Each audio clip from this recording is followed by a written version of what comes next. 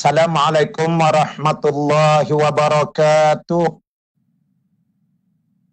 Ila hadratin Nabi Sayyidina Muhammadin Mustafa Rasulullah sallallahu alaihi wasallam wa kafatil anbiya wal mursalin wal malaikatil muqarrabin wal qurubin wa ala sadatina Abi Bakr wa Umar wa Utsman wa Ali wa ila baqiyatu sahabati ajma'in wa anit tabi'in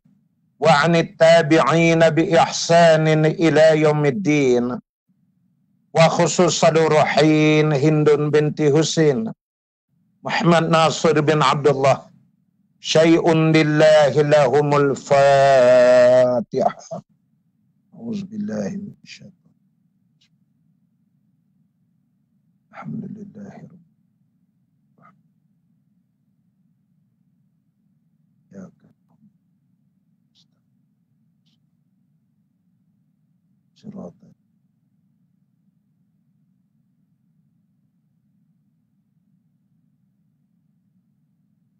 Alhamdulillahilladzi 'allama bil qalam 'allamal insana ma lam ya'lam.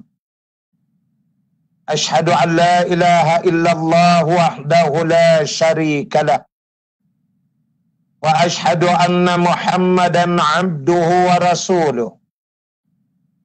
Allahumma salli wa sallim wa barik ala sayyidina Muhammad wa ala alihi wa ashabihi wa tabi'ina bi ihsanin ila yaumiddin. Subhanaka la ilma lana illa ma 'allamtana innaka antal alimul hakim.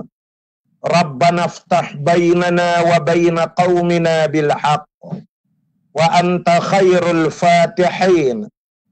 Allahumma faqihna fid din wa 'allimna ta'wil wa la hawla wa la quwwata illa billahil aliyyil azim. Allahumma bi nurika ihtadaitu wa bi fadlika istaghnaitu wa bika asbahtu wa amsaitu. Dhunubi baina yadayka nastaghfiruka wa natubu ilaik. Amma ba'du. Muslimin dan musliman, sidang hadirin dan hadirat yang dirahmati Allah sekalian, alhamdulillah wa syukrillah,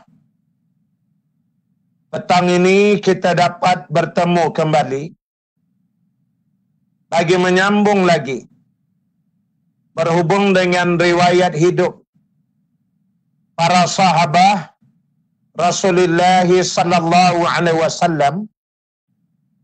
Dan pada petang ini kita akan menyambung riwayat berhubung dengan Abbad bin Bishir radhiyallahu anhu. Sidang hadirin yang dirahmati Allah sekalian, ketika Nabi sallallahu alaihi wasallam selesai mengadakan Bai'atul Aqabah yang pertama, Rasulullah sallallahu alaihi wasallam telah mengutus Mus'ab bin Umair radhiyallahu an ditemani oleh Abdullah bin Ummil Makhtum radhiyallahu anhuma untuk menjadi dai mewakili Rasulullah sallallahu alaihi wasallam ke Yasrib pada masa itu. Maka Mus'ab bin Umair radhiyallahu an berdakwah dari rumah ke rumah dan keluar masuk daripada satu ladang tamar ke ladang tamar yang lain bagi menyampaikan Islam kepada penduduk-penduduk di Madinah. Kalau di kawasan rumah, Mus'ab akan berada di halaman duduk secara tertib.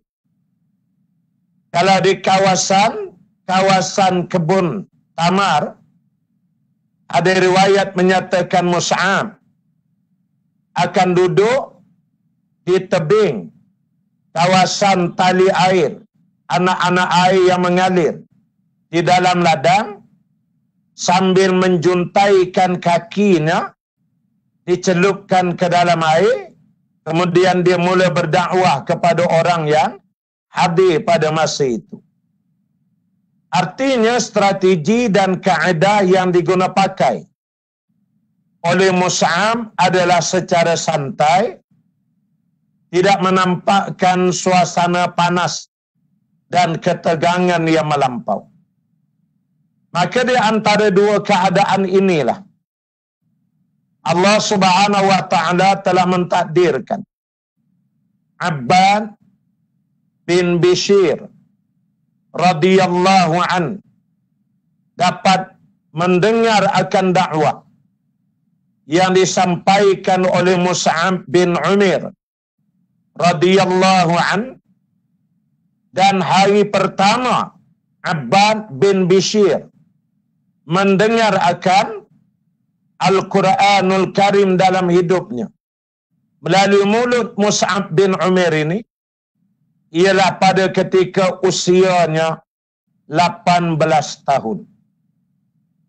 Oleh kerana dia seorang anak muda, dan kita tahu jiwa anak muda biasanya kosong. Apa sahaja yang duluan masuk, itulah yang akan membentuknya. Maka dengan takdir Allah Ta'ala, Al-Quran itu menerjah lebih awal masuk ke dalam diri Abbad bin Bishr ini. Lalu semenjak daripada hari itu, Abbad tidak pernah terlepas, melainkan mengikuti seluruh kuliah-kuliah yang disampaikan oleh Mus'ab bin Umair pada waktu itu. Hari awal dia mendengarnya, dia telah pun mengucap syahadah dan menganut Islam seawal usia semuda itu. Sehingga cintanya Abbad dengan Al-Quran, dia di antara sahabat yang mendapat gelaran sahabat kepada Al-Quran. Saya kira wajar, ya boleh dalam suasana yang ada ini, kita yang berada di kawasan Gombak ini menggunakan tema mari menjadi sahabat Al-Quran, ya, untuk tema dan tajuk-tajuk di bulan-bulan Ramadan yang akan datang. Hadirin yang dirahmati Allah sekalian, Abbad bin Bishr radhiyallahu anhu dari kalangan orang Ansar, dan dia senantiasa ingat akan satu daripada sabda Rasulullah sallallahu alaihi wasallam, di mana pernah suatu hari Nabi menyatakan, wahai orang-orang Ansar, sesungguhnya kalian adalah inti, yang lain adalah kulitnya. Ya, yakni kamu wahai orang-orang Ansar adalah isinya, manakala yang lain adalah kulitnya. Dalam keadaan begitu, manalah mungkin aku boleh diapa-apakan. Itulah yang pernah dinyatakan oleh Nabi sallallahu alaihi wasallam dengan gambaran bahawa orang-orang Ansar ini adalah penolong kepada Nabi dan para sahabat Muhajirin yang datang berhijrah ke Madinah. Firman Allah Ta'ala, walladzina amanu wa hajaru wajahadu fi sabilillah wallazina awaw wa nasaru. Yakni di antara lagi yang Allah sebut dalam ayat itu, dan golongan-golongan yang menolong orang-orang yang berhijrah. Maka di sini menurut ulama ialah golongan-golongan Ansar. Makanya semenjak daripada itu Abbad bin Bishr senantiasa dalam banyak keadaan bersiap siaga. Apa suasana pun dia sentiasa menjaga dan memerhatikan Rasulullah sallallahu alaihi wasallam. Hadirin sekalian, semalam telah saya nyatakan ungkapan oleh Siti Aisyah radhiyallahu anha ummul mukminin yang menyatakan bahawa sesungguhnya ada 3 orang yang tidak mungkin dapat dikalahkan oleh orang lain. Yang pertama, Sa'ad bin Mu'az radhiyallahu an. Yang kedua, Usaid bin Hudayr radhiyallahu anhuma. Manakala yang ketiga ialah sahabat yang kita bicarakan ini, Abbad bin Bishr radhiyallahu anhuma ajma'in wa arda. Hadirin sekalian, ini kemuliaan di mana Allah memilih mereka untuk mempertahankan agama ini. Hadirin yang dirahmati Allah sekalian, Abbad bin Bishr radhiyallahu an termasuk dari kalangan mereka yang terlibat dalam peperangan Zatur Riqa', iaitulah peperangan yang menjadi ujian kepada Nabi dan para sahabat. Sehingga dalam perjalanan itu ramai di antara sahabat yang terluka dan koyak tapak kaki mereka kerana terpaksa melalui laluan yang mempunyai batu-batu kelikir yang tajam sehingga cedera kaki dan dibalut dengan perca kain. Itulah Zatur Riqa', perca-perca kain itu. Abbad bin Bishr adalah salah seorang yang telah ditugaskan untuk menyertai dan mempertahankan Nabi sallallahu alaihi wasallam. Bagaimana terjadi suatu peristiwa, Abbad telah diperintahkan bersama dengan seorang lagi sahabat yang lain, iaitulah Ammar bin Yasir radhiyallahu an, berkawal malam. Jadi berkawannya masing-masing ambil separuh malam. Sekira-kira mulai lepas Isyak bawa ke setengah malam seorang, setengah malam tu bawa ke subuh seorang lagi. Adapun yang lain bolehlah berehat. Kalau sudah subuh tu semua dah bangun, tak apa dah. Dan 2 orang ni digilirkan tiap malam berdua-dua di antara sahabat. Dan mereka kena mengawal satu kawasan simpang laluan masuk yang kalau siapa pun melalui laluan ini pasti akan terjumpa dan melalui khemah para sahabat yang lain, dan sudah tentu mereka mudah diserang dia pada waktu-waktu yang demikian.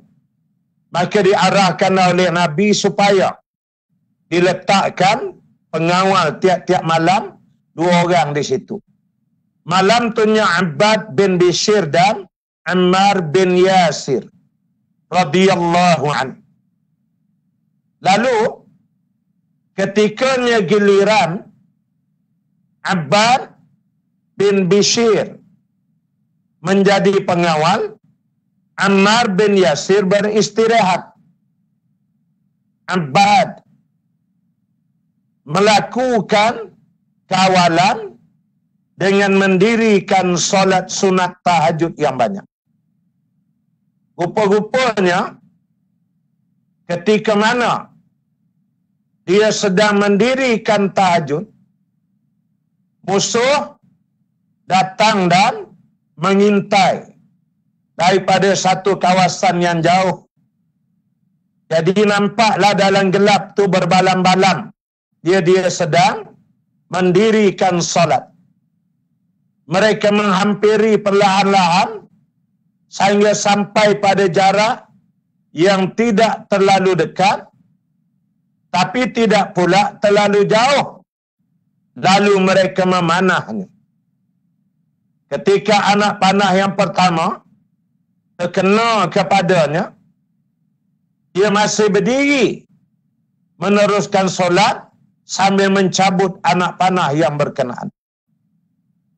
Lalu dilepaskan anak panah yang kedua, juga terkena pada jasadnya. Lalu dia mulai menyegerakan untuk menyudahkan solatnya sambil dia mencabut anak panah yang kedua. Kemudian hampir sahaja dia nak memberi salam, satu lagi anak panah terkena pada jasadnya. Segera dia memberi salam, kemudian mencabut anak panah dan memanggil Ammar bin Yasir supaya menolongnya dan mencari ganti sahabat untuk mengganti menjadi pengawal meneruskan tugasan. Itulah dia Abbad bin Bishr ini. Dan itulah dia generasi sahabat. Mereka dalam keadaan lapang, susah, senang, kaya, aman, perang, bersama Nabi, bersama mereka saja. Apa keadaan pun, 2/3 malam yang akhir aja, mereka mesti mendirikan sembahyang sunat, tahajud dan lain-lainnya. Oleh kerana itu wajar ya kita mengambil iktibar daripada kisah ini supaya kita menguatkan lagi tenaga kita mengejar Lailatul Qadar ada 10 malam yang akhir ini insya-Allah. Tapi Abbad bin Bishr radhiyallahu an tidak ada membawa kepada kematian dalam peristiwa ini. Dia hanya cedera sahaja, kemudian dia dapat ditolong dan dibantu dalam keadaan yang lain. Hadirin yang dirahmati Allah sekalian, pada zaman Sayyidina Abu Bakrin As-Siddiq radhiyallahu an, dia ikut serta bersama dengan tentera-tentera Islam untuk melawan golongan-golongan murtad. Di mana kita tahu sebaik saja Nabi sallallahu alaihi wasallam, negara Islam Madinah bergoncang kerana terjadinya peristiwa murtad yang dahsyat.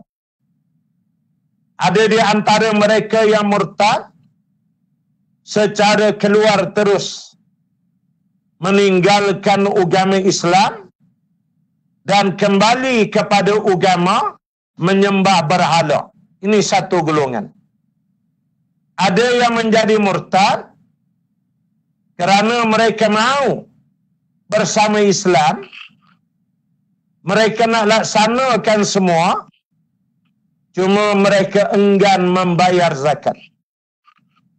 Sehingga Abu Bakar menyatakan, demi Allah, adakah aku akan membiarkan agama ini dikurang-kurangkan sedangkan aku masih hidup.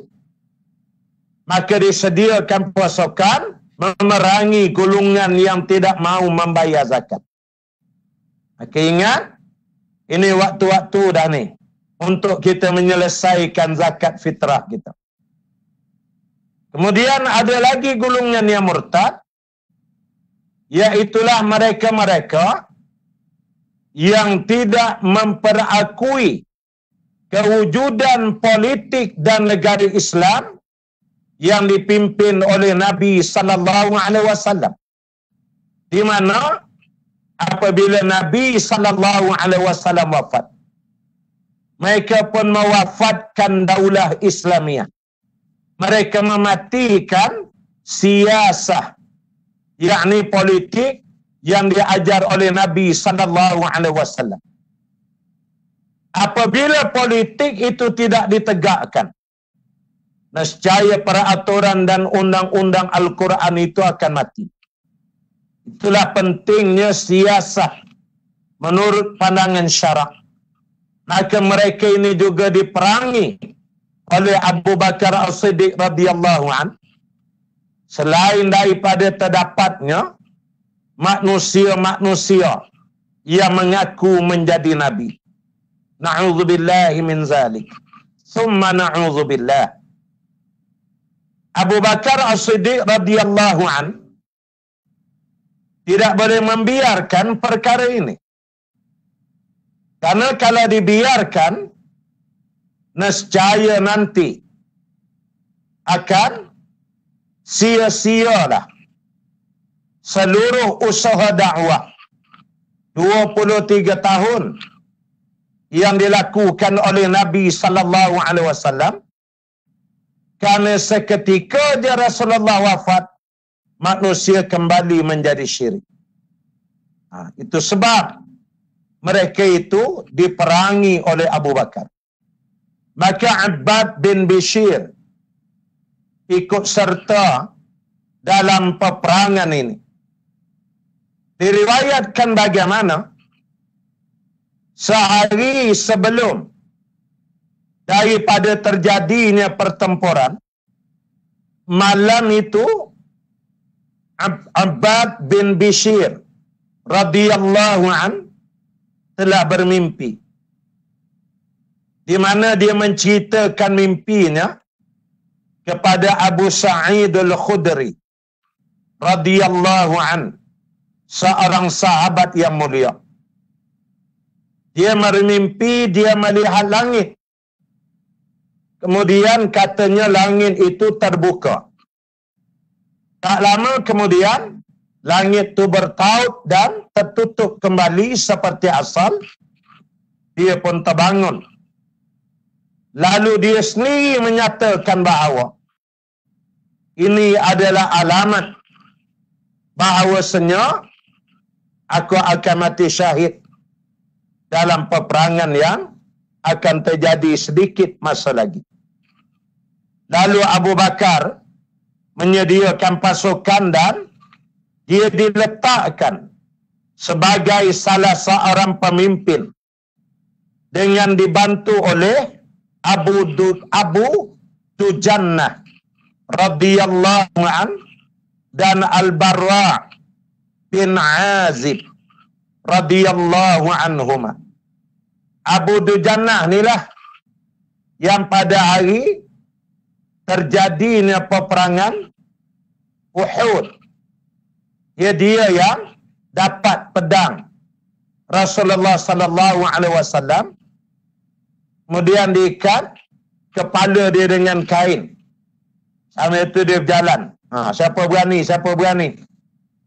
Lalu ada di antara sahabat menyatakan, ya, kabarnya Abu Bakar ke siapa menegur dia bahawa tidak boleh kita berlagak sombong seperti ini. Tiba-tiba Nabi sallallahu alaihi wasallam mencelah, tidak di tempat seperti ini. Maknanya kau nak perang tunjuk haibah lagak tu boleh, sebagai strategi bagi melemahkan pasukan lawan. Maka masuklah dia berperang bersungguh-sungguh sehingga Abbad bin Bishir radhiyallahu an mati syahid di dalam peperangan Riddah ini. Dikatakan bahawasanya apabila ditemui akan jenazahnya, tidak ada seorang pun yang dapat mengenali lagi wajahnya, karena wajahnya telah hancur sehancur-hancurnya, ditetak oleh pihak musuh.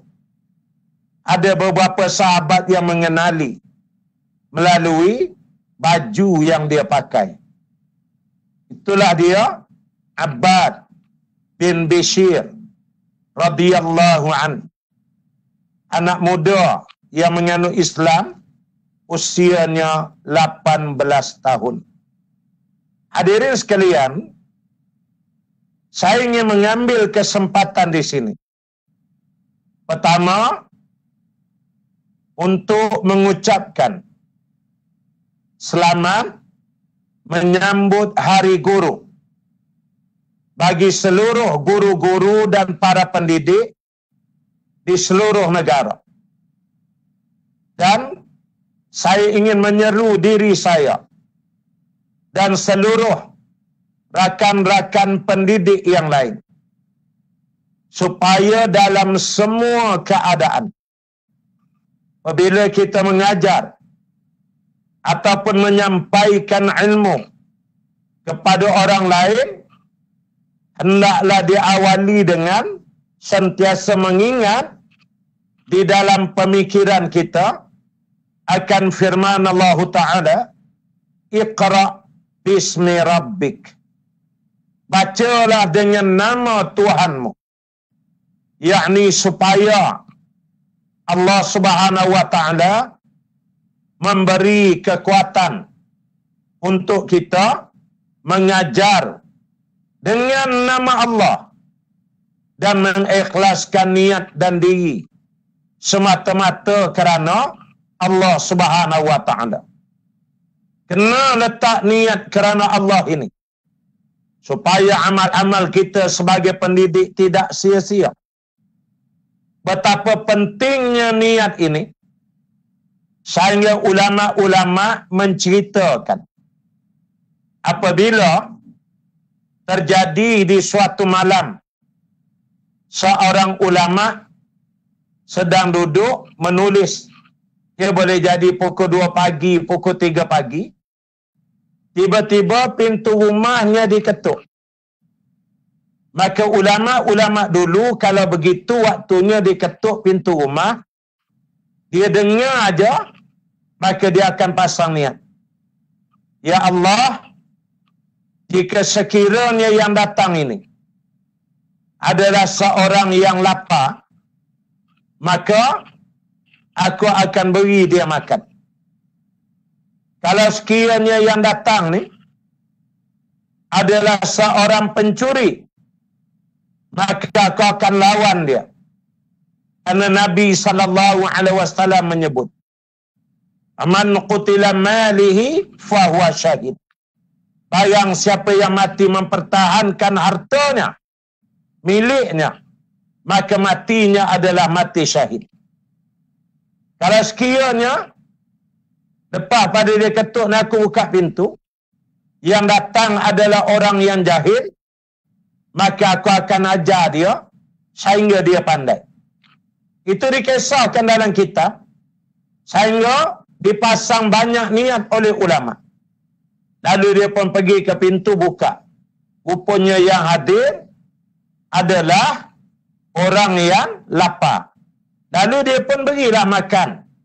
Maka dia beri makan tu, dia buat satu perbuatan, tapi beroleh lebih kurang 3 pahala atas niat dia tadi. Dia oleh kerana itu banyakkanlah niat supaya ilmu ni anak murid kita amalkan. Niat supaya kita menghubungkan silaturahim dengan ziarah kita pergi mengajar ke mana-mana apa semua.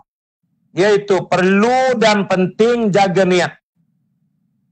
Di samping kita menjadi guru, saya ingatkan diri saya ni, di samping kita ni ustaz, ustazah, jadi cikgu, pengetua sekolah, guru disiplin, apa sajalah, kita kena ingat, di atas kita juga ada seorang guru.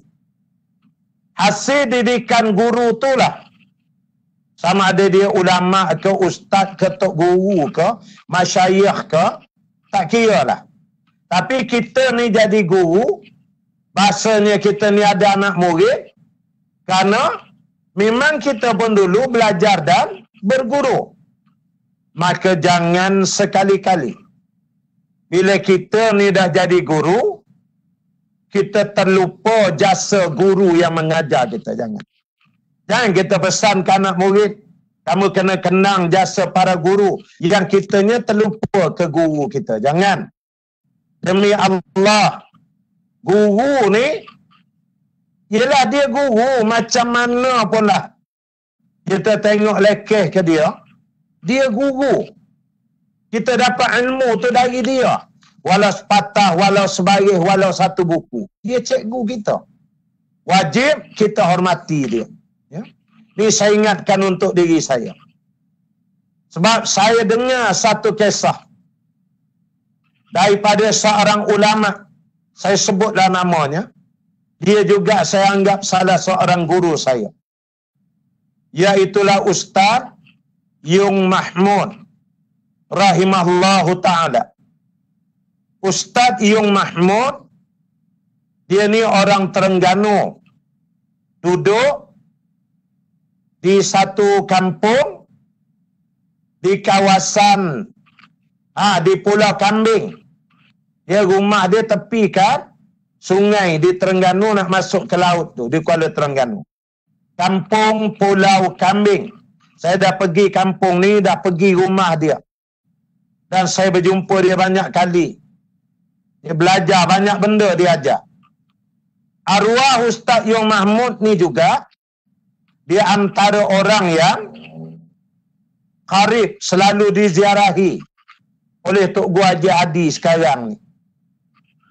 Ustaz Yung Mahmud rahimahullahu ta'ala, dia ni batch yang pertama daripada student Kuza, Kolej Sultan Zainal Abidin di Terengganu. Dia batch yang pertama. Banyak pengalaman yang dia cerita pada saya. Satu yang saya sentiasa ingat menakutkan saya. Dia cerita begini. Dia kata, oleh kerana Kolej Kuza tu masa tu baru buka aja. Baru je buka. Maka student tak ramai. Ana pun tak apa ingat dah dia sebut. Tak sampailah dalam 20 orang batch pertama. Tapi guru yang mengajar ni daripada Yaman. Syekh. Ulama besar daripada Yaman. Kalau kita buka rekod dalam sejarah Kuza, kita temuilah nama dan juga nama guru tadi. Jadi duduklah dalam kelas. Kata Ustaz Yung Mahmud duduk berdua. 2 orang, 2 sini, 2 begitulah. Makanya Ustaz Yung, arwah ni dia cerita ke saya. Ni cerita mulut saya dengar sendiri.